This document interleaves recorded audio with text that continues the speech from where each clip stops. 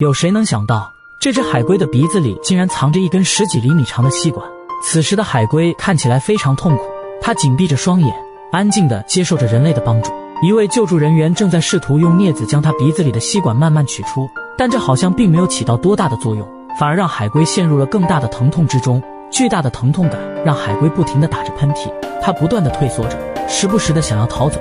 虽然它知道人类在救自己，但这份来自肉体深处的疼痛让它实在是难以承受。时间在1分1秒的流逝，吸管也在一点一点地被拔出，鲜血伴随着疼痛从它鼻子处流淌而出。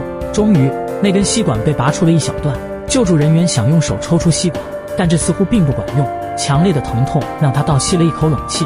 为了避免给海龟造成2次伤害，救助人员只能放弃这种方法。